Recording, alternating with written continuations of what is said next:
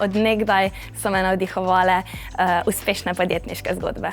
Delamo na številnih realnih primerih, študente vključujemo v realne projekte, postavljamo jih pred realne izzive, na katere potem iščejo kreativne rešitve.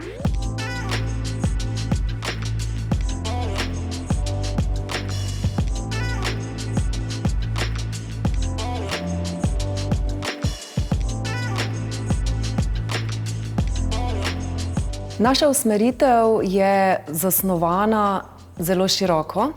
Zelo velike poudarke dajemo ravno na praktično izobraževanje.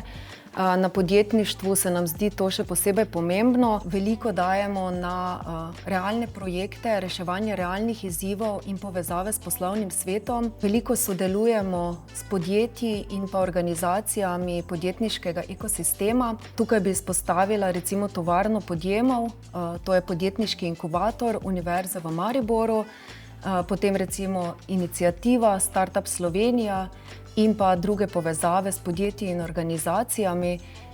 Mislim, da je to tisto, kar daje neposredne, praktične zglede za naše študente. V študentskem času razmisliš o tem, kaj boš takrat na prvem intervjuju za službo povedal, in samo to, da si pač hodil v šolo, verjetno ne bo dovolj. To, da mi usmeritev nudi, da se zraven seveda rednih študijskih obveznosti udejstvujem tudi na drugih stvareh, kot so podjetniške konference, študentske ekskurzije, ki so vedno zelo zabavne, družabni večeri, podjetniški večeri, gostujoča predavanja. Drugi razlog pa bi bil definitivno profesorji, ker ne le, da so strokovnjaki na svojem področju, ampak tudi imajo zelo veliko srce, pa še face so.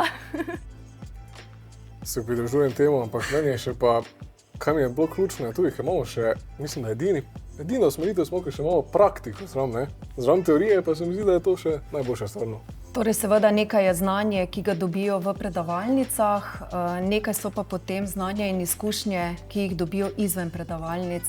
Jaz mislim, da je osnova spet, ali te to, kar delaš, veseli. Včasih, ko so to nam govorili, se mi je mogoče to zdelo malo tako za lase privlečeno, ker ni bilo toliko izbire, ampak dan danes, ko pa je toliko izbire, jaz mislim, da vedno znova bi se vrnil na to. Moraš pa še res razmisliti, kaj te veseli, kje se vidiš nekako dolgoročno, kaj bi lahko pač počel. Naši diplomanti, najdemo jih pravzaprav povsod. Torej, na usmeritvi ničesar ne omejujemo, ampak ima naš diplomant vse možnosti, torej dobi res široka znanja, da jih lahko izkoristi. Jaz mislim, da je dodana vrednost to, da študent EPA, EFA ne nehaš biti, ko izstopiš iz predavalnice ven in končaš predavanji, ampak so organizacije na tem faksu, ki nudijo tudi pestro obštudijsko študentsko življenje, naprimer študentski svet, ki organizira ogromno dogodkov in tako pač pomaga tudi študentom, da pridobijo neke kompetence izven predavalnic.